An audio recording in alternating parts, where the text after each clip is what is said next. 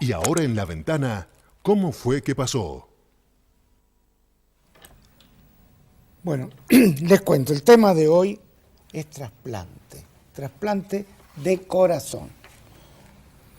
Tocamos ya el tema de trasplante, generalmente se habló de trasplante de riñón, ¿no? Sí. Ahora es trasplante de corazón. Está con nosotros, como siempre, el doctor Gustavo Alcalá, médico cardiólogo, y está el doctor Guillermo Leonardi, abogado, exfuncionario, varios cargos. Varios. Sí. Quien fue trasplantado el año pasado. Y comenzamos con el doctor Alcalá. Hemos tocado acá ACV, hemos tocado infarto. ¿Cuándo se llega a un trasplante de corazón?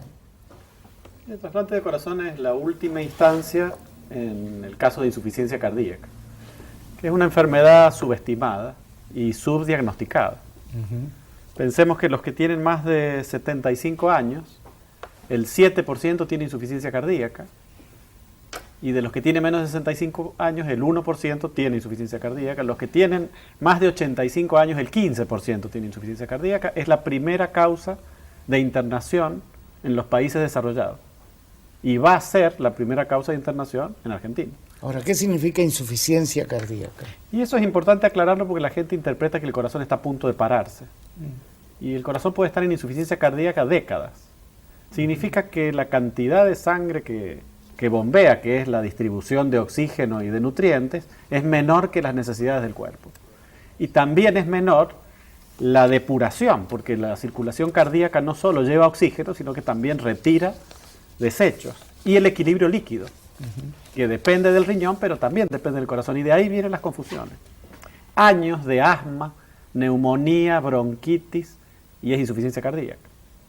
Entonces la causa número 1, tratable, es la hipertensión arterial. En Argentina, la causa número 1 es la hipertensión arterial. Y la número 2 es el infarto. Zonas del corazón que se van perdiendo y entonces el resto del corazón no puede hacer la tarea completa. Hay un problema grave porque el retraso en el diagnóstico o el diagnóstico tardío deja pocas posibilidades para un tratamiento que viene mejorando. En realidad están saliendo pacientes de la lista de trasplante porque la medicación es más eficiente que antes. Sí. Pero por otra parte la población envejece y crece. Ahora bien, la población envejece, pero a cualquier edad se puede hacer un trasplante. ¿Sí? Pero creo que hay normas del INCUCAI que Bueno, dicen... lo que pasa es que tenemos que estar seguros que no hay otra opción. Para la insuficiencia cardíaca hay opciones no farmacológicas. Porque si yo tengo cuidado con la dieta, Sí. si tengo cuidado con los kilos, Sí. y si manejo la actividad física con ciertos criterios, estoy tratando la insuficiencia cardíaca. Hay medicación, hay marcapasos especiales para insuficiencia cardíaca, que tienen mucho protagonismo en una causa que es particular de nuestra región, que es el Chagas, que es causa de insuficiencia cardíaca. Está bien. Y el trasplante se hace en personas que ya no pueden salir de la internación prácticamente. Si bien se están modificando las indicaciones, la indicación número 1 es alguien que depende de drogas endovenosas para vivir. Está bien. Y si no le suministran, ni siquiera puede vivir con la medicación por vía oral. Entonces se reinterna permanentemente. Ese es el candidato número 1. ¿Qué estudio se hace para ver si alguien tiene insuficiencia cardíaca? Bueno, eso es lo otro interesante. Se han mejorado las formas de hacer el diagnóstico. Siempre que uno las use, siempre que uno las sospeche, la insuficiencia cardíaca. El síntoma número 1 es la falta de aire. Es el agitamiento. No puedo hacer actividades que antes podía. Y no tiene fiebre y no tiene los signos clásicos de la infección.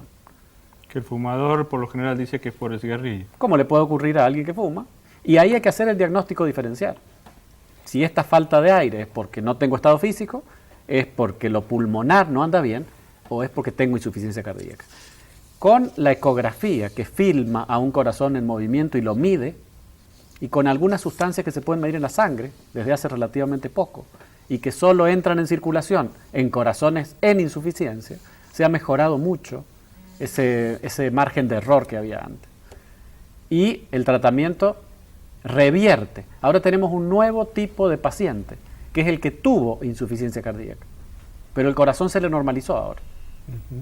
Entonces sí necesita tratamiento, pero los síntomas desaparecieron y los signos para diagnosticarlo han quedado escondidos. Se empieza a vivir con insuficiencia cardíaca así como se vive con SIDA. Una enfermedad que puede mantenerse bajo control. Pero a los efectos de dedicarse a una persona que no sabe nada, como yo, no es una tercera parte superior después de haber pasado por ACV o por infarto. La insuficiencia cardíaca puede ser sin infarto y sin Sí, ACV. puede ser sin infarto y sin ACV. Lo que hay que comprender es que la insuficiencia cardíaca no es normal del envejecimiento. No. Porque eso también ha postergado tratamientos y ha subestimado. Ahora la gente llega a los 65, a los 75 o a los 85 entera en muchos casos. Está bien. Entonces no es que, porque hay un problema que dificulta el diagnóstico, que es la autolimitación. Como me falta el aire, elijo, entre comillas, no moverme. Y creo que estoy bien. Entonces si antes subía escaleras, ahora dejo de ir a ese lugar. Si no hay ascensor, no voy. Y hay causas nuevas de insuficiencia cardíaca que las estamos generando. Por ejemplo, están aumentando las insuficiencias cardíacas por drogas y alcohol. Mucho están aumentando. Están aumentando las insuficiencias cardíacas por algunos tipos de quimioterapia. Entonces, algunos tratamientos que mejoran enfermedades complejas generan consecuencias. Y ahora hay menos, pero hay corazones que nacen con un defecto. Y por eso van a tener insuficiencia A cardíaca. los bebés se le hace un estudio. Claro, Cuando se nacen, puede. Ahora el desafío es, al aparecer tratamientos que pueden revertir una insuficiencia cardíaca, tiene mucho sentido el diagnóstico precoz. Bueno, antes de entrar en el testimonio de Guillermo Leonardi, tenemos 3 videos. Los 3 representan hitos y en algunos casos personalidades muy queridas. Uno fue el primer trasplante, que el primer trasplante lo hizo Christian Barnard, un médico sudafricano que tenía 44 años. Ese primer paciente, aparentemente la operación fue exitosa, pero luego de 18 días contrajo una infección, el paciente murió. Fue el primer caso. ¿Podemos pasar unos segundos de esto? El primer trasplante de corazón humano. El 2 de diciembre de 1967, el doctor Christian Barnard recibió una llamada telefónica que transformaría su vida y la de la humanidad. La llamada era para informarle que la joven Denise Darval había sido atropellada y que presentaba severos daños en su cerebro, pero que si moría, su corazón podría usarse para el primer trasplante de ese órgano. El padre de la joven había aceptado que su hija sea donante de órganos en vista de que su corazón estaba aún sano y firme, y porque existía un receptor con un cuadro clínico avanzado de enfermedad cardíaca. El paciente era Louis Washkansky, un comerciante que había sobrevivido a varios infartos. Eran las 21 horas cuando inició el histórico trasplante. El corazón de Denise Darval fue extraído y colocado en un recipiente lleno de una solución salina helada, para luego conectarlo a una bomba que permitía la circulación de sangre de Washkansky desde la máquina cardiopulmonar.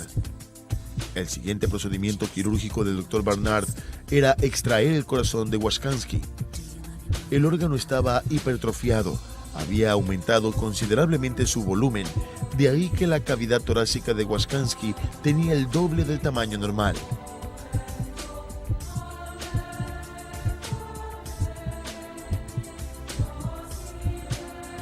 La operación culminó a las 5 horas con 30 minutos y el primer trasplante de corazón humano empezó a palpitar tras recibir una potente descarga eléctrica sobre el cuerpo del paciente.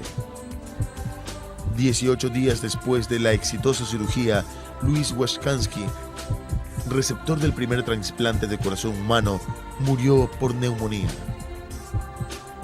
Su nuevo corazón funcionó perfectamente hasta el momento final.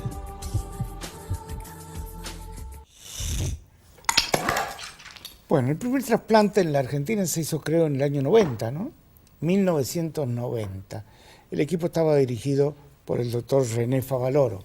Esto es lo que dijo. El equipo que conduce el cardiocirujano Roberto René Favaloro realizó en la madrugada de hoy un doble trasplante.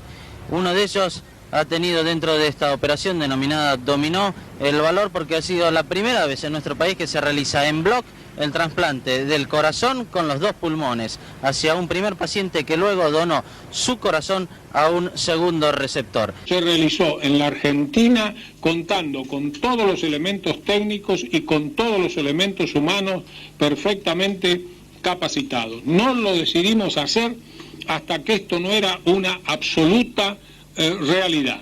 Así es como se fue preparando la cosa lentamente y hacía ya varios meses que estábamos preparados para poder realizar esto. Pero hubo un doble trasplante que todos los argentinos vivimos en vivo y en directo. Eran noticias permanentes, señores, el trasplante de Sandro. Se hizo también en Mendoza. Veamos. Hay 5.521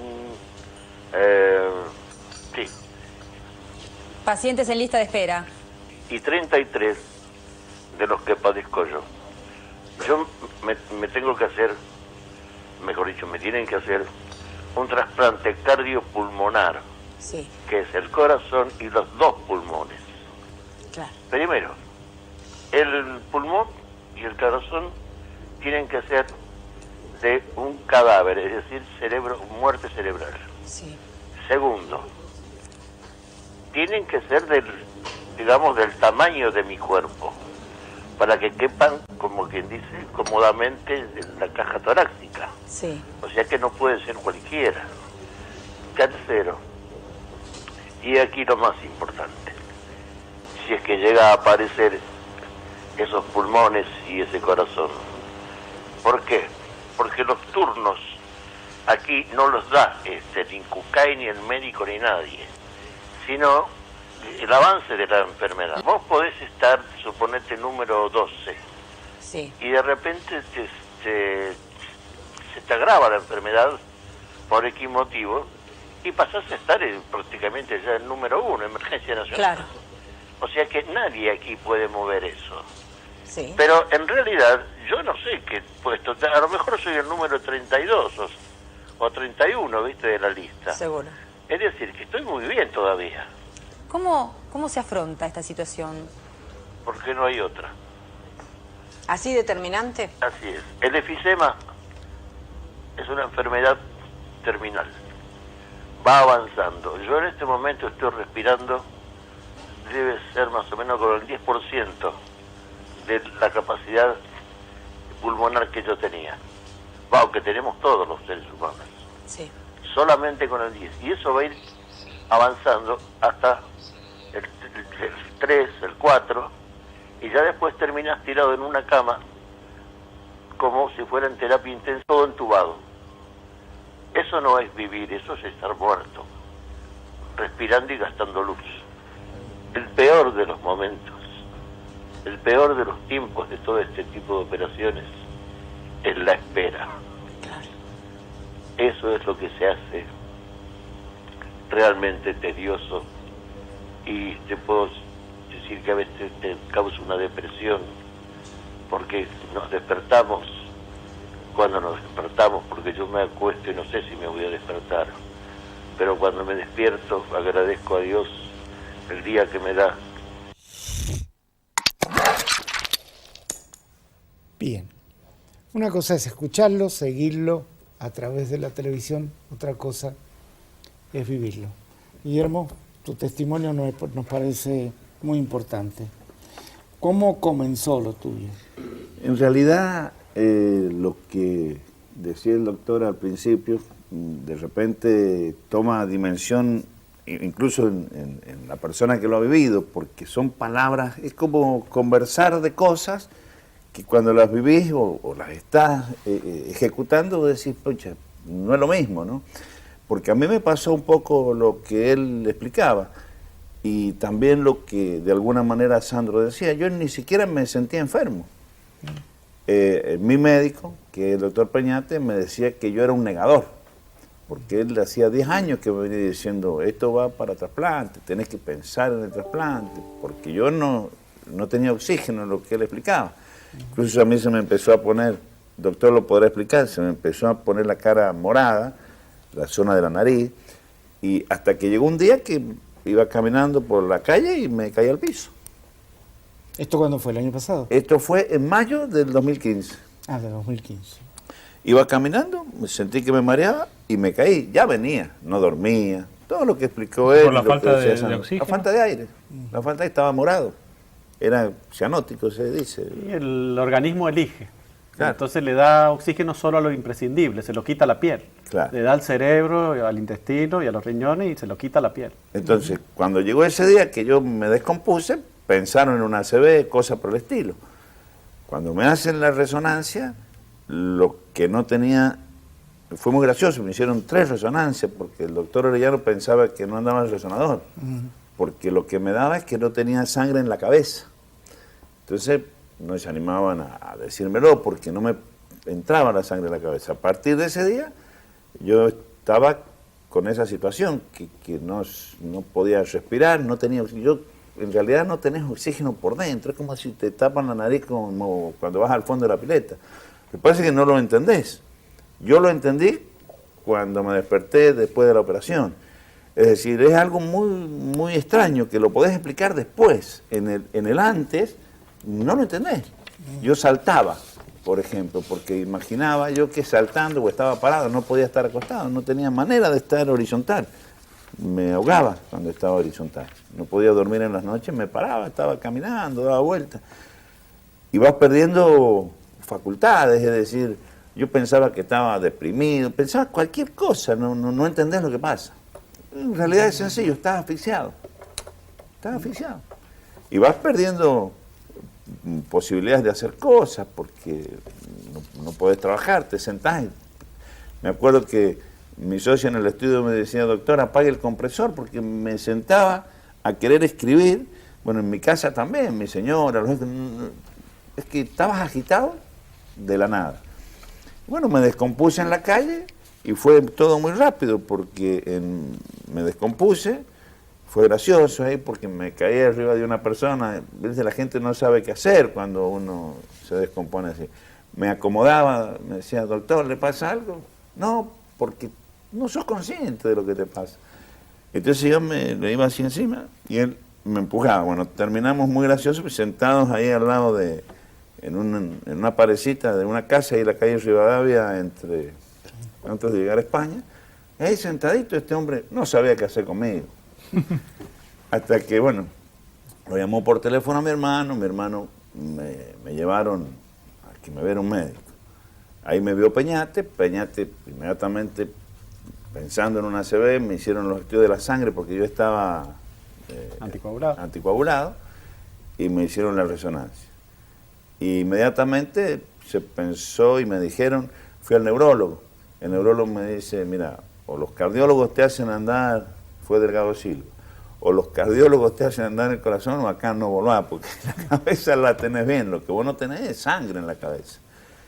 Y bueno, y ahí se dio la situación de decidir... ¿Estaba en el Incucaibo o no? No estaba ni nada. Ahí no sabía que tenía problemas... Ni siquiera... No, que tenía problemas cardíacos sí, porque yo estaba desde el 2004. Yo en el 2004 estuve un mes internado, me llevaron a Córdoba, me atendieron allá en el... Pero lo que tenía era corazón dilatado. Pero no otro problema, yo nunca, no tuve infarto, no tuve ACV, nada. Yo me fui quedando sin oxígeno de a poquito. Y ahí fui a Mendoza, porque me dijeron Mendoza, Buenos Aires, o sea, Burgos o Favaloro, que en realidad son los mismos, porque hay un médico que era la mano derecha, era el socio de Favaloro en los trasplantes, que en este minuto no me acuerdo el apellido, no sé si... que es vive todavía, y que es como el Favaloro de los trasplantes, era el socio de Favaloro en el Güemes, en esa época eran los dos dueños del Güemes. Y bueno, y ahí en Mendoza, ahí fue muy conmocionante porque llegué, hicieron unos estudios, luego estuve con 5 médicos, de los cuales el líder del equipo es el doctor Burgos, que lo operó a Sandro, y me dijo que tenía para 6 meses de vida, mi corazón no daba más, y que yo tenía que decidir si me trasplantaba o no me trasplantaba. Eso es muy complejo, aunque es difícil explicarlo o incomprensible, porque vos tenés que la decisión es tuya. Absolutamente tuya. Yo he visto, estando internado, personas que no se dejan trasplantar. Es el tema que... ¿Y te explican qué es lo que es el trasplante, en qué consiste? Sí, te explican... Que te abren... Te explican todo. te explican todo, vos preguntás descarnadamente, ¿no? Te hablan de la muerte, es decir, te dicen en 6 meses te morís. O sea, es más, uno de los momentos conmocionantes, porque el hombre lo decía, el médico, me lo decía verbalmente y yo lo escuchaba. Ahora, para mí fue impresionante, fue uno de los momentos más impresionantes de mi vida, cuando el tipo lo escribe y lo firma, porque, a ver, usted que es médico... Era una sentencia. Claro, o sea, no es lo mismo, ¿viste? Te lo digan, no, mirá, estás mal. Ahora, cuando el tipo lo escribió y me dio el papel y yo lo vi escrito, realmente a mí me resultó conmocionante, ¿no? Bueno, seguimos charlando con el doctor Guillermo Leonardi, trasplantado de corazón el año pasado, ¿fue? Fue el 16 de mayo, perdón, el 16 de octubre del 2015. Hace 5 meses, 6 meses. No, Seis, un año, hace un año y medio. 1 año y 6 meses. 5 meses y 6 meses. Bueno. Sí. El 16 de mayo, ¿por qué la confusión? Porque el día 16 de mayo es el día que yo me caigo descompuesto, que pasa todo lo que hablábamos recién, y yo estoy desde mayo, el 15 me descompuse, el 19 de mayo me anotaron en Rincucay, y 5 meses después apareció un corazón. Cuando se busca un corazón, un donante, ¿qué se tiene en cuenta? Me imagino el tamaño de la persona. Básicamente es el tamaño, más o menos 20 kilos, o sea, por lo menos es lo que a mí me han informado. La persona tiene que pesar más 20 kilos que uno o menos 20 kilos que uno. Eso es parte de los requisitos de compatibilidad. El peso, la altura y... ¿La edad? No, la edad no. O sea que te dan lo mismo, te ponen un corazón más viejo o más joven. Yo supongo que no debe ser lo mismo. Ahora te han puesto un corazón joven. De 32 años, yo tengo un corazón joven. Y es una suerte. ¿Es enamoradizo de Es enamoradizo, corazón, ¿no? Este está, anda mucho mejor que el otro. Anda Este mejor que el es mío otro. ahora. Sí. Y sí, no, claro, en todos los sentidos. Bueno, y llegaste al día del trasplante, te habrán avisado de pronto, ya. Claro, es así, es decir, vos estás en tu casa o donde estés y suena el teléfono. En mi caso particular fue otro momento de mucha conmoción. Yo pasé muchos momentos de conmoción en mi vida, el accidente de mi hijo, Sí, sí. este que les contaba recién, y este otro, era un día jueves, yo iba entrando a mi casa y me habían llevado, pues ya no manejaba, prácticamente no andaba, salvo que me acompañaran. Bueno, y no atiendo nunca el teléfono, no me gusta el teléfono fijo, no lo atiendo, y más en esa época que estaba. Y sonó y no sé, yo tiré la mano, lo atendí, y me dice, habla Jorge. ¿Guillermo? Sí, soy Jorge de Mendoza, del corazón. Yo ya no escuché más nada porque yo me lo imaginé. Pero por lo que te había dicho el médico de los 6 meses, estaba por cumplirse. Claro, y el médico me dice, soy Jorge, el médico del corazón, y yo ya sentí mi estado de conmoción, de confusión. La llamé a mi mujer y sí, que tenía que estar en 2 horas en Mendoza porque había un corazón y que tenía que estar allá. Yo tenía todo preparado, con mi hermano, con mis hijos y mi señora, teníamos un auto listo. Una logística. Sí, todo armado. Fue un momento muy gracioso porque mi hermano le quería echar gas a la camioneta con gasoil, lo mandó a cargar gas a una bomba que no vendía gas, porque eso te demuestra cómo es todo de conmocionante. A mí se me ocurrió llamar a un amigo para que hubiera alguien más que nos acompañara, que estuviera más tranquilo y que hubiera 2 autos porque se pinchaba la goma. Había que llegar en 2 horas a Mendoza. ¿Llegaste al hospital italiano? Llegamos al italiano. Y directamente era la 1 de la mañana. Entré, me pusieron una camilla, me pusieron una inyección y acá estoy. Es decir, ¿Te nunca despertaste más. ya después de...? Claro, me durmieron apenas entré. Y a las 8 de la mañana entré al quirófano, supongo yo que era a las 8 de la mañana, no sé por qué digo a las 8 de la mañana, me lo habrán contado. Más tarde me metieron al quirófano y ahí estaba semidormido, miré, lo cuento esto porque parece una tontera, pero a mí me pareció importante. Yo quería ver si el médico que supuestamente era el jefe y el conocido doctor Burgos estaba, entonces les pedí que se sacaran los barbijos. No me alcanzó el tiempo porque ya me habían puesto la pichicata, estaba totalmente dormido, así que después andaba preguntando.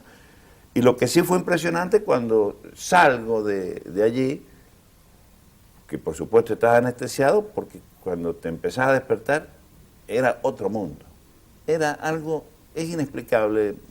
La única forma de compararlo que yo te he podido lograr es la comparación de aquel que usa lentes y no puede ver un texto, por ejemplo, cuando te pones el anteojo y lees. Esto era algo así, pero interno. Está bien. Internamente, es decir... ¿Podías respirar? Podías respirar. Doctor Alcalá, ¿cómo se hace funcionar ese corazón de nuevo? ¿Con electricidad? Sí, en realidad se trasplanta una parte del corazón. Se imagina que no podemos conectar todas las venas y todas las arterias y poner todos los nervios en su lugar. Entonces se trasplanta el ventrículo izquierdo. Esa es la bomba. Y se conecta con toda la circulación del corazón. Pero si es un La corazón original. agrandado, ¿qué es lo que...? Se saca la parte clave del corazón, quiero decir. Y lo segundo es la calidad de vida del trasplantado. Cambia totalmente. Acá lo que no somos muy conscientes, creo, es que la medicina va avanzando con la misma dinámica que otros campos. Entonces, si nosotros vemos lo que era un Peugeot 505, que nos parecía un autazo, y lo que es ahora, bueno, me parece que antes de tiempo nos resignamos, antes de tiempo aceptamos que no hay opciones, que no hay nada más para hacer. Creo que si lucháramos un poco más y peleáramos para que San Juan esté a la altura de los avances, porque si no los avances los vemos por televisión. Está bien. Guillermo, a partir de ahora, de ahí, ¿cómo fue tu vida? Me imagino que tenés que vivir cuidándote mucho. Mira, esto,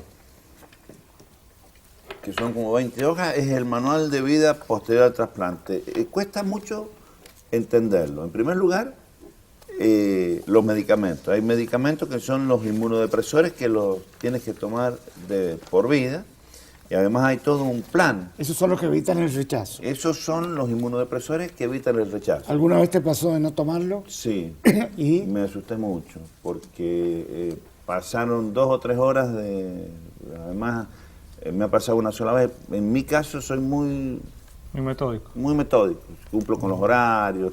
Es más, el médico me dijo, hay un tsunami, viene la hora del medicamento, para tsunami, toma el medicamento, continúa el tsunami. O sea, fue muy gráfico, al menos para mí.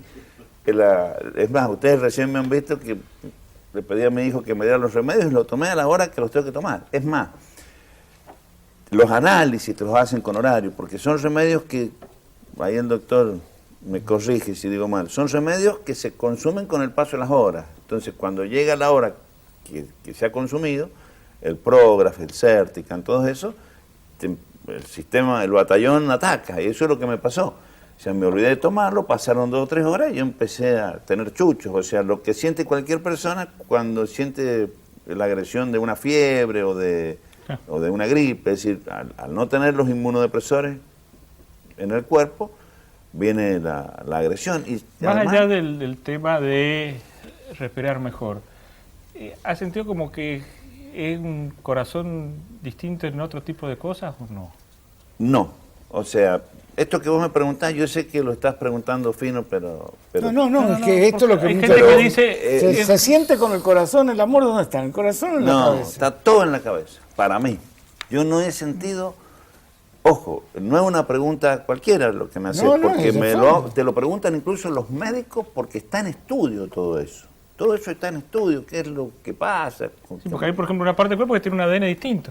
Sí, pero yo te digo, en mi caso, primero antes de comentarte eso, contar que desde el minuto que te despiertas hasta que te vas del hospital y estás en torno a la operación, que son más o menos 30 días, tenés todos los días un psiquiatra, no un psicólogo, no sé, pero en mi caso fue un psiquiatra que viene, que te habla con vos, que te explica la necesidad de amigarte, de sentir lo tuyo, todo ese tipo de cuestiones. Yo personalmente, mentalmente he tenido una perfecta integración. Yo no me siento una persona trasplantada, no nada. Ahora, seguramente hablo un montón de eso, todo el mundo sabe, en fin. Pero objetivamente te digo, yo no he sentido nada. Para mí somos la cabeza. ¿Cuál es la totalmente precaución la cabeza que tomas entonces? ¿El inmunodepresor? Y el inmunodepresor. Hay una enfermedad que se llama enfermedad del trasplantado, que es la forma que se controla caminando, haciendo un poco de ejercicio, o sea, haciendo circular la sangre porque es que las venas se empiezan a chupar. Entonces, Es una causa de aterosclerosis acelerada, el tener la pelea contra el rechazo. Entonces hay que combatir la aterosclerosis. claro, las venas se chupan como la manguera, ¿viste? Y entonces lo aíslan al corazón. Somos buena gente, pero no, en serio, el organismo evidentemente es muy terrible contra lo que no es propio. lo que es una agresión, que es un cuerpo externo. Porque imagínate que pareciera que está, por lo que entiendo, principalmente está en 4 lugares conectado a... Bueno, esas 4 venas, o arterias, no sé, se empiezan a chupar, se cierran y lo dejan ahí.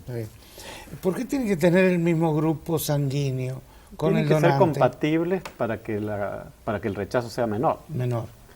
Eso hace que las listas de espera se modifiquen. Y lo segundo, la calidad de vida que tiene y que si la medicina puede hacer eso en el momento de trasplante, lo puede hacer en el momento de la prevención. Acá hay un problema grave y es la poca enjundia que pone el sistema médico y el paciente cuando la enfermedad se puede tratar fácilmente. Entonces, lo que él acaba de decir para el tsunami y el remedio, para un hipertenso es igual. Un hipertenso no toma el remedio porque hoy se va a hacer análisis, porque hoy juega su equipo favorito, porque anoche comió demasiado, porque quiere tomar alcohol. Tiene 75 motivos para no tomar la medicación. Y no todos llegan a trasplante. Bueno, yo quería que viéramos esto, porque igual que hay un registro para autos, para motos, está el certificado que da el INCUCAI, por ejemplo, certificado de ablación. Ahí lo estamos viendo. Donde figura el nombre, hay un donante cadavérico que no figura el nombre, pero la ablación es cuando se le extirpa el corazón al cadáver.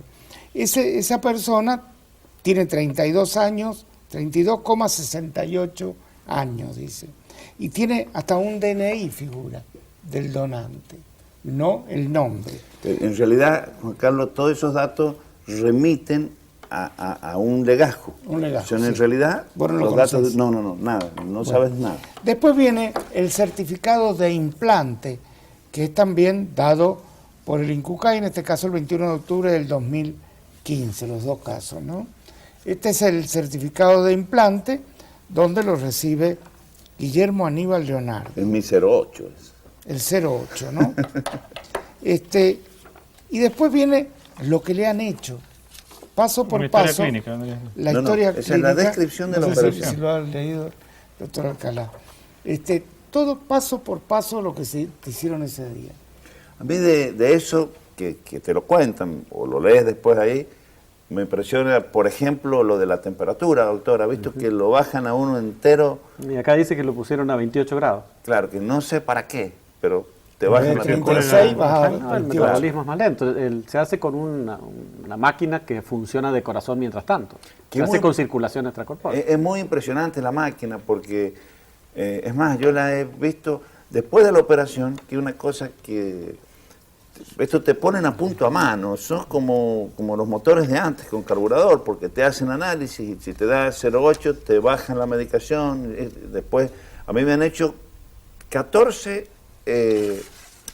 biopsias, es decir, me han entrado por la yugular, por acá tengo como un granito de tantas veces que me han entrado, por la yugular, van hasta el corazón, sacan 5 muestras y esas 5 muestras pasan a un anatomopatólogo y ahí te determinan si tenés o no tenés rechazo.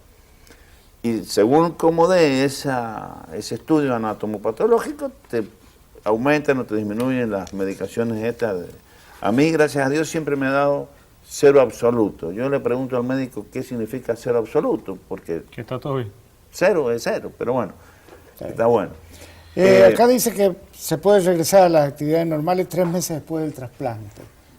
Yo creo que eso es teórico nada más. Lo que te va diciendo cómo podés regresar y qué podés hacer es tu cuerpo, tu organismo. Por ejemplo, yo sentí el doctor comentó de que te cortan por todos lados y que te recuperás como el cuerpo quiere. Yo, por ejemplo, todavía tengo en este dedo, antes tenía toda la mano, adormecida.